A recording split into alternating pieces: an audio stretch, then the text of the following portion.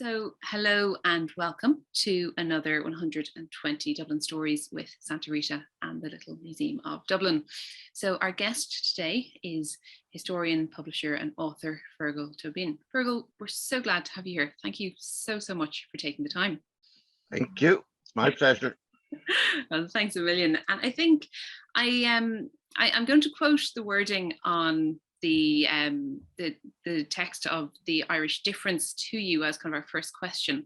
In this it writes, Ireland was an awkward fit in the London-centric mini-imperium, but no one would have imagined that it might have detached itself altogether until the moment came in the fallout of World War I. So what was it? What is it about Ireland that is also different? A big question to start. Well, in the Irish difference, I'd boil it down to three principal things. One is religion, which you can't get away from, unfortunately, but the failure of the Reformation in most of Ireland was not just unusual in a British Isles context, it was actually very unusual indeed, according to great ecclesiastical historian David McCullough. It was unique in Western Europe in that a royal territory, highly defined, the king could not make his writ run there in terms of what was the supreme question of the age. And religious minorities, as a consequence, were persecuted all over Europe, the Huguenots in France and so on. But Irish Catholicism, in a way, got away with it. And one of the things I argue in the book is that the English weren't great, but most of the time they were just neglectful. They couldn't be arsed to make a bigger effort to get the bloody place in order, according to their lights. So they never really tried to enforce the Reformation settlement here in the way it was done in other countries. And that's so dragon's teeth. So that's number one. And number two is distance. We're just farther away from the center of English power than we imagine, because we're thinking it's very close to us. But in fact, you've got to be measuring distance from Charing Cross, and not from Liverpool. From Charing Cross, you're closer to Amsterdam and Brussels, considerably closer as crow flies, than you are to Dublin, let alone to anywhere in Ulster. You're actually, depending on how the measurements go, it's a bit of a tight one. You're actually closer to the Arc de Triomphe than you are to the Spire. So London always has been looking across the channel. That's the front door. That's where Churchill said that's where the weather comes from. And he was right. That's where the weather's been coming from since Julius Caesar, right up to the Luftwaffe and after. It's never come from here. We've been an occasional nuisance, but only occasional. We've bigged up a whole necklace of rebellions, most of which were farcical and never got properly off the ground. We bigged up the so-called gallant allies in Europe coming to our assistance. Twice in 500 years, they made some sort of an effort, and feeble enough efforts at that, and didn't succeed. So distance was a real problem for this mental work, and it was also a problem for potential gallant allies in Europe. Why were they going to send expeditionary forces over here up a cul-de-sac that they couldn't resupply because the Royal Navy was blocking the seas? The third thing I emphasize is the absence of a domestic ruling class. Once the Gaelic lords were defeated at Kinsale, and the Old English, the Hiberno Norman descendants who had remained Catholic at the Reformation, once they were defeated at the Boyne and Aughrim and Treaty of Limerick and all that stuff, Ireland had no domestic ruling class worth talking about, and the fabled ascendancy which kind of flowed into that gap, the 18th century. Well, it always seemed to me that rather too much fuss has been made about them for all their achievements. And certainly after the Act of Union, I take the view, I write specifically about Dublin in this regard, that they simply didn't do their job. So there was a huge vacuum of social leadership there. And it's one of the reasons I came so much to admire the first couple of generations of civil servants after independence, because suddenly, excuse me, suddenly, instead of hoping that the British will give them a nice job in their civil service, they think, crikey, we have to run our own show now. That does require that kind of, somebody has to be, the officer corps. So those are three things: religion, distance, and class. Fergal, I have to say, I read the book in about 4 sittings a few weeks ago. I just think it's a absolutely breathtaking overview of the history of the relations between these islands, but also the history of the development of the personality of the city as well, which I know you've written about brilliantly in the past as Richard Killeen. And I recommend it to anyone. That The Irish Exception is just brilliant. I want to take you back to the very beginning of this story, to 1179, to the kind of the attitude that informs the decision to come to Dublin, to get involved in a local fracas, effectively as mercenaries, which is what Strongbow is doing. And I suppose I want to ask you specifically, if I may, about the previous experience, the experience of the previous generation of being colonized by the French. To what extent does the English experience of being colonized inform its own colonial project? Well, I would dispute that it was a colonial project. You're much closer to it, at least in my reading of things, when you say they came as mercenaries, the Strongbow and the lads. Yeah. There's a row between two Gaelic warlords. MacMurrough nicks somebody else's wife, and O'Rourke, whose wife has been nicked, cuts up rough and comes down and beats him up. And MacMurrough's on the back foot. He needs a bit of muscle, so he goes over to Wales and he gets some Norman help. Some Flemings as well, Flemish. And they come over here, and they are not, repeat, not the English. They didn't speak a word of English. And even in England, remember that for over 300 years after the Norman conquest, the language of law and power and commerce in England was French, medieval French. The first king of England to speak English, or a version of it, as his mother tongue, was Henry IV, and that's 1399. So the lads came over here in small numbers. Henry II was in France, where he owned half the country, thanks to his wife's dowry. He had no interest in this place. But the lads, Strongbow and the boys, established themselves so well here that suddenly Henry woke up and he thought, hello, these fellas could set up an independent kingdom on the east coast of Ireland. I don't really want that on the flank. So he came over and beat them up and got everybody to sign a treaty that I'm not sure that the Gaelic lords who signed it knew what they were signing, but however, that'll never be quite determined. But in the 19th century, when we were inventing an origin myth for the emerging Irish nation, this made a very convenient hook. Oh, the 800 years of slavery.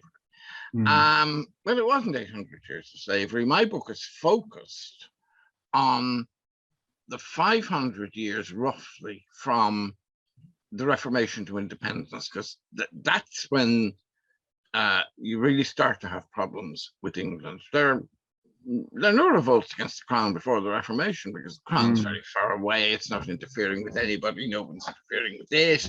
And basically nobody gives a toss one way or the other. But once this toxin of religion is injected into the system at the Reformation, it's war to the knife, as it was everywhere else in Europe. And that's when the rebellions and outbreaks of insurgency begin in Ireland. First one in the 1530s, and then so on.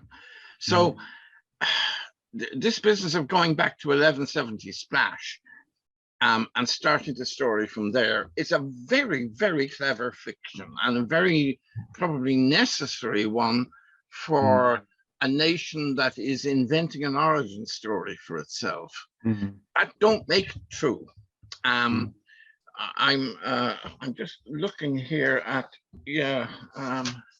I haven't anything prepared, so to speak, but I just came across this the other day when I was looking for something else. There's an American scholar who defined a nation as a group of people united by a mistaken view about the past and hatred of their neighbors. Which I think is witty. That's gorgeous. Yeah. And kind of when you're talking about a nation, you're talking about these formative moments. I remember one thing, when you look at the speed map, which I think was 1610, was it? You look at how the city is growing and evolving over time. And I know the bridges of Dublin is something you're doing some work on. Like, is it fair to say that the north side of the city, the south side of the city, the Dublin we know today would have been a very different thing without the road of the Liffey? Yes. In a shorthand, Sarah, no Capel Street Bridge, no north side. Now, that's a terrible oversimplification, but it makes a good headline and gets you started. If you look at Speed's map, 1610, you're basically looking at the medieval town, walled town, and a few straggly suburbs up along the line of Thomas Street, so on. That's it. It's small. What's over the north side? Nothing. A real scatter, hardly a glorified village. The big thing that had been over there, St. Mary's Abbey, was dissolved with the dissolution of the monasteries. So the north side basically doesn't exist in 1610. Now, the next really reliable big map of Dublin is Brooking's map of 1728. Now, let's keep the dates in mind, 1728, 1610. So it's barely 100 years between the two of them. And lo and behold, Brooking's map, the north side's filled in up to the line of North King Street and over across as far as Marlborough Street. And the south side's filled in as well. But the really dramatic developments on the north side. Now, the handiest way to get from the south side to the north side is to throw a bridge. There are no bridges in Dublin, bar one, Church Street Bridge, which is there since one form or another since Viking times, until the 1670s and 80s. And then suddenly there's three more go up like that. And they're still there in some shape or form. But the critical one is Capel Street Bridge, because it enabled the development of the land all along the line of Capel Street. And bear in mind, everything to the east of it, that's in the direction of O'Connell Street, with green fields, in the early 17th century. And it's no accident that David Dixon, the great historian, well known to you and to us all, his survey history of Dublin, which I think is going to stand unrivaled for generations, it's about 600 pages. He gets to 1660 before page 100, because there's very little to say about the medieval city. And similarly, Maurice Craig's great book starts in 1660. Again, Craig says, this is the moment when the Middle Ages ended in Ireland. Well, that's debatable, but it's, again, it's the moment the Renaissance arrives in Ireland, I think. Yes, that's 1662, it. return of Duke of Ormond. That's it. Yeah, but can I just want to just sticking with the 17th century for a moment, Fergal. Will you tell us a little bit, just sketch what happens after the allegedly glorious revolution, William and Mary, in terms of the kind of the development of the city of Dublin? Because I'm very mindful, for example, that in 1600, we reference Speed's Dublin. This is a small city of about 10,000 people, 15,000 people, but by 1800, it's 200,000 people. So tell us a little bit about what's going on, I suppose, under the surface. Well, the city sees the arrival of a whole series of English adventurers and men on the make. Rather than listing them all, we just take one as being emblematic because his name is still with us, Sir Humphrey Jervis. Oh, yeah. He's there in Jervis Street and in the Jervis Centre and whatnot. There's even a Lewis stop named for him. He was a property developer, and like all property developers, he was a bit of a chancer and certainly an opportunist. And he owned lands immediately north of Cable Street, what is now Cable Street Bridge, Cable Street and environs. And he was a Lord Mayor for a while, and he was very well got with the Viceroy, Duke of Ormond. So everybody scratched everybody else's back. Jervis got what he wanted, which was to develop his properties to his own profit, fair enough. Mm-hmm. He was emblematic of a number of others. There was Ellis, William Ellis, whose name is memorialized in Ellis Quay further upriver, and so on. And then you had, well, the Glorious Revolution, well, it was a bit of a squib here, but why it caused such a problem was that Cromwell had settled all these new people on the land back in the 1650s and 60s. And now there was a danger 30 years later that there's going to be a Catholic king come back. And the Catholic king would have all those dispossessed Catholics to satisfy. And so he was going to, if he allowed, he was going to dispossess them and give the land back to the old Catholic owners. And that's why what became the ascendancy got so panicky and passed penal laws and whatnot once they had actually won that contest. That's kind of the background to that. And then, of course, once the ascendancy got itself established, although the term wasn't used until the 1790s, but it's there throughout most of the 18th century. Dublin is their plaything. It becomes an aristocratic display space. And, you know, I'd be glad of them. And some of them came from quite humble origins. I mean, Luke Gardner, who developed the Gardner estate, the first of the great Georgian estate, developed O'Connell Street as well. He was a person of quite obscure origins. We know very little about his early background, but he clearly had a talent for both development and for commerce, and he made the most of it. Sarah. Great, absolutely. Thank you. I think one thing I've kind of been curious about, I know it's something that you've written about, is looking at social classes and their relationship to the city as we've moved through time. I wonder, without being too prescriptive, just when you're talking about it, you might tell me a little bit as we move towards the 18th and 19th century, how our city evolves in that sense. Well, everybody in Dublin talks about the north side and the south side. Always great source of jokes.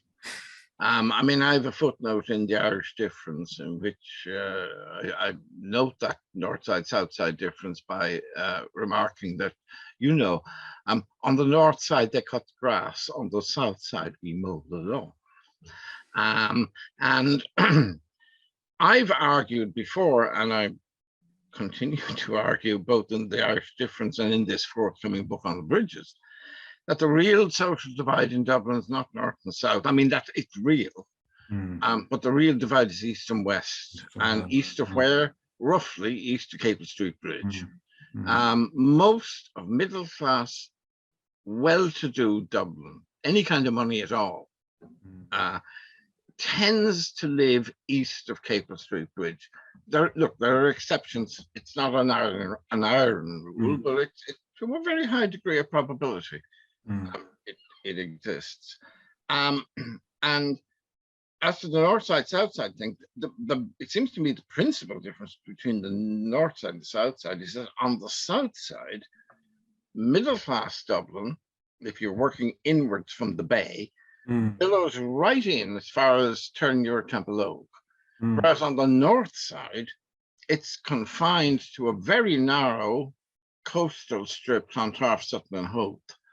And that's it. It's just thinner on one side of the river than on the other. So there is some sense to the north side, south side dichotomy, but it's not the only dichotomy. And I argue that it's the less important of the two, although mentally it's more so. Yeah.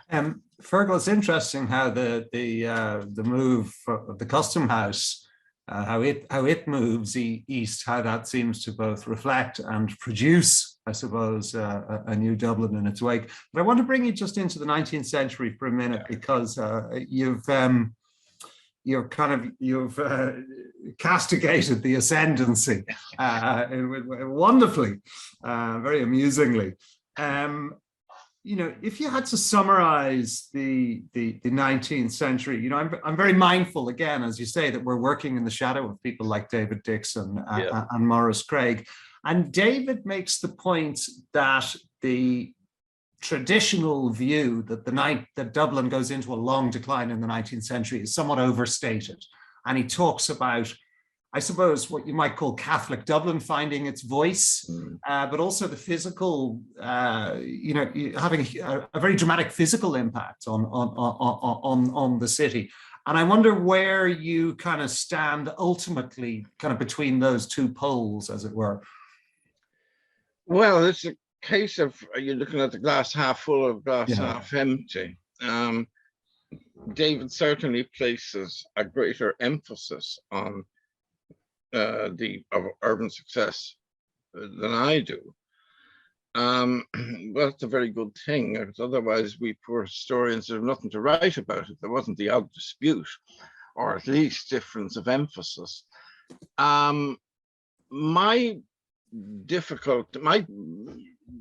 Perhaps not difficulty, but my reading of the 19th century is informed by this understanding of the lack of social leadership, which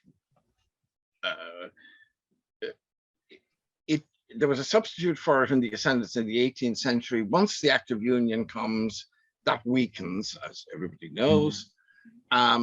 It doesn't weaken all at once. It's progressive, but it is pretty steady. And I argue in the Irish Difference that if you compare Dublin's progress in the 19th century to that of, and I picked two other cities, Manchester and Munich.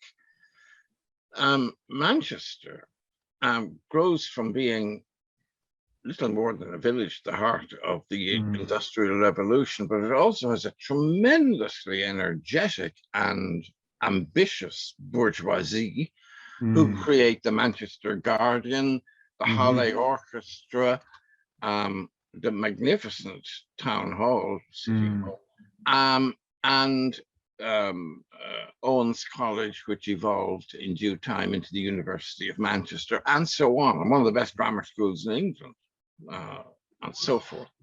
So Manchester was led not by an aristocratic clique, but by a socially ambitious and newly rich bourgeoisie.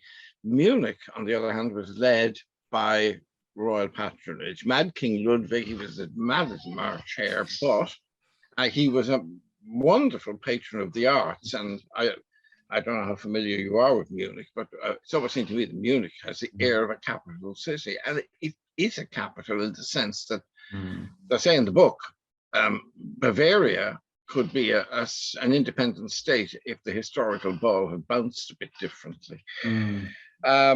But it relied on aristocratic patronage, Munich did. Now, Dublin neither had a vigorous bourgeoisie nor that degree of aristocratic patronage.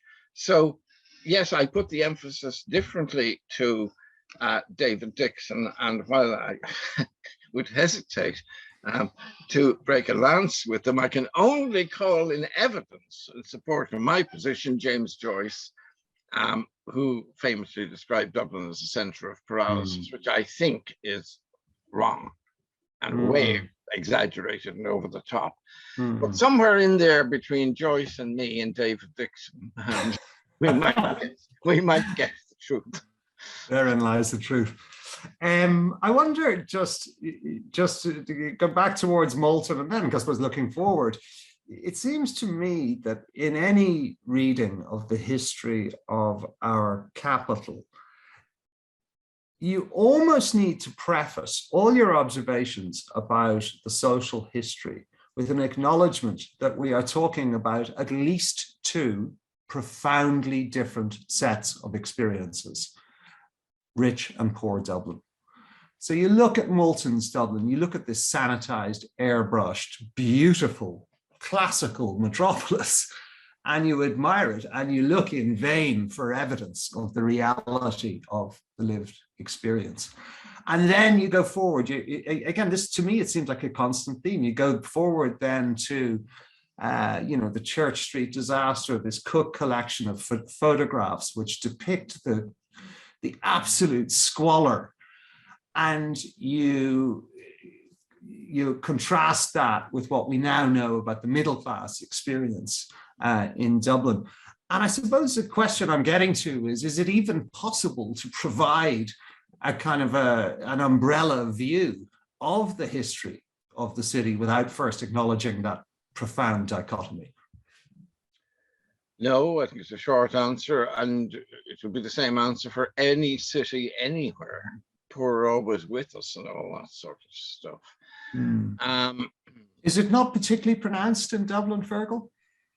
Yes, for partly the reason I have outlined, that the middle class was insufficiently developed in terms of its social leadership, and also in terms of its geographical displacement. After the Act of Union, as you know, the various townships were gradually established in the second half of the 19th century, and basically the middle class buggered off the townships where they could pay a lower rate and left the city centre to decay.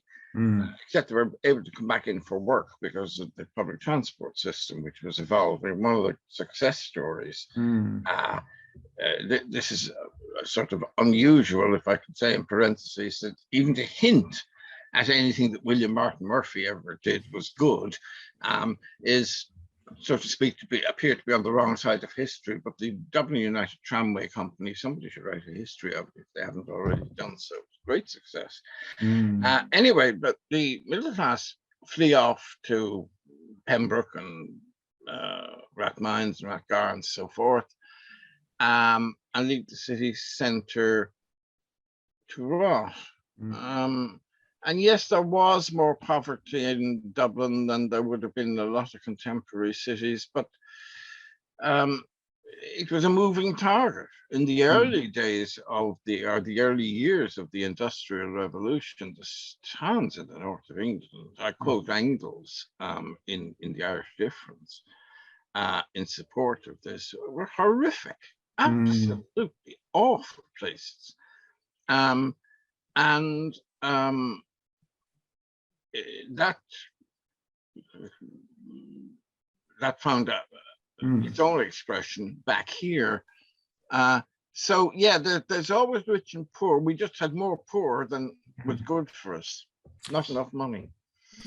Thank you. Just on this lived experience, Porrig Yates, of course, the great social historian, has observed that the big change in the lives of working class Dubliners in the first 2 or 3 decades of the 20th century was not the revolution, not the delivery of independence, but the introduction of the old age pension in 1909. And I wonder, again, reflecting on the lived experience of Dubliners in the 20th century, is he onto something there? Well, I've known Porrick for many years, published his first book back in the days of yore. Mm. Yes, he is onto something. And as a principally as a labor historian, Pádraig's inevitably going to put an emphasis on working people. Mm. And there's no doubt the pension was absolutely revolutionary. But there were Mm. other revolutionary things as well. I mean, I argue in my book that Wyndham's Land Act in 1903, the one that turned all the tenants into farmers, into proprietors, was as important as 1916 and all that, in terms of its long-term effect. So both in the countryside and in the city, there are huge changes that are being done under British legislation. And actually, when the Brits did finally shove off, they didn't leave the place in too bad a state. You only have to look at what's going on in the Ukraine now to say, you know, when all said and done, the Brits weren't the worst. We weren't that unlucky. But yeah, Pádraig is right that for working class people who were really, really poor, even by comparative international standards, this was a tremendous moment, tremendous boom. And again, there are many different ways of placing the emphasis. And when I place it on social leadership or the relative absence thereof, that is a partial portrait. These social developments aren't as sexy as all the guns and whatnot to come along later, but just as important. Absolutely. And of course, in that context, it's worth remembering that we're one of the few countries in this part of the world that does not succumb to an extremist government in the interwar years. It's one of the great achievements, and you referenced the work of our civil servants in that regard. I'm just very mindful that time is running out, and Sarah, I apologize for hogging the microphone, but as you can see, for me, it's such a privilege to speak to you, Fergal. If you wouldn't mind, Fergal, let's just finish up with, just bring us right up to date. So we have, I'm mindful, for example, of the role of somebody like T.K. Whitaker in this, in the opening up the Irish economy.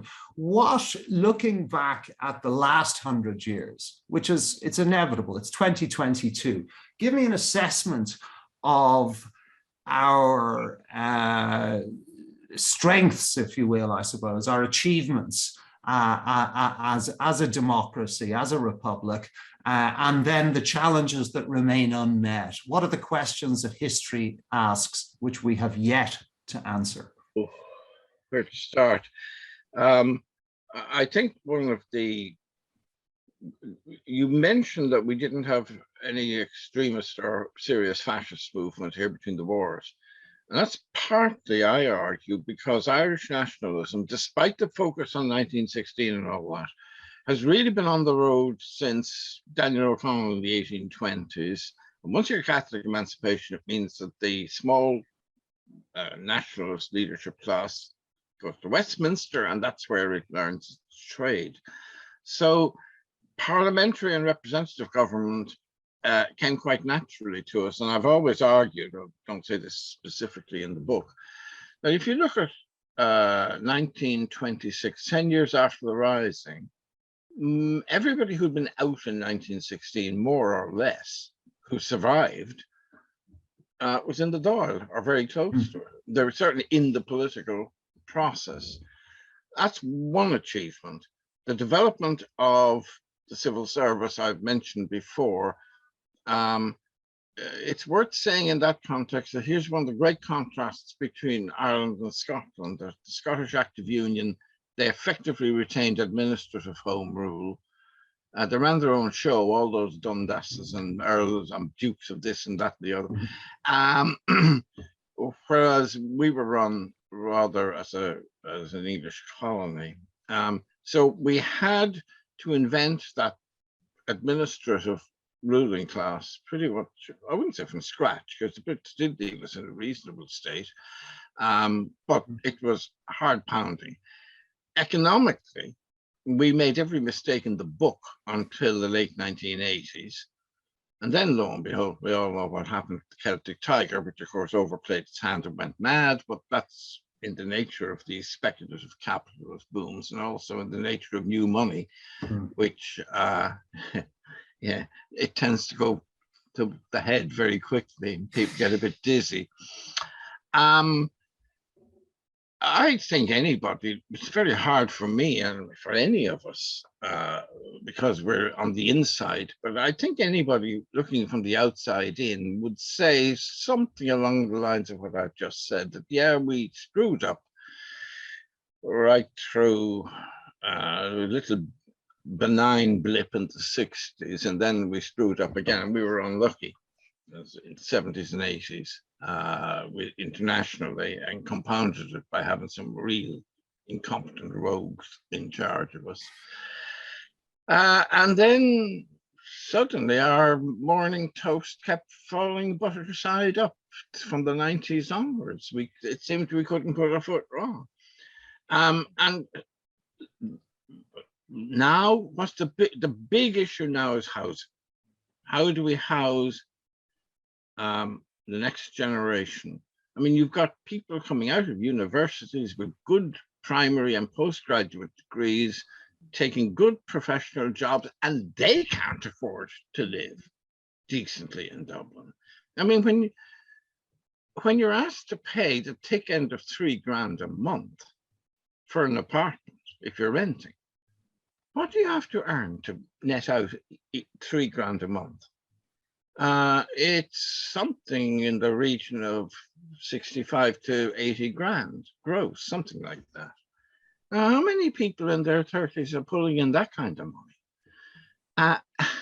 And even if they were, 100% of their net salary, near enough, is going on rent. I mean, it's insane.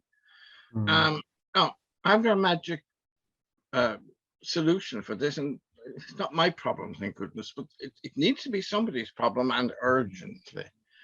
And that, at present, is the big, as I see it anyway, the big challenge for Dublin in particular. It's ceasing to be a livable city, or at least for a great many people it is. So, yeah. You, as you said a moment ago, it's kind of addressing the housing crisis is not your responsibility personally, but you were saying, in our conversation recently, you did mention that you are currently actively working on a book which is forthcoming. So I was wondering, what can you tell us at this stage about the topic that you are addressing? Well, we've touched on it already. The book is provisionally entitled A City Runs Through Them. And it's about the 20 bridges on the tidal reach of the Liffey in the order of their construction, not in the order of river flow. So we start with Church Street Bridge and we finish with Rosie Hackett.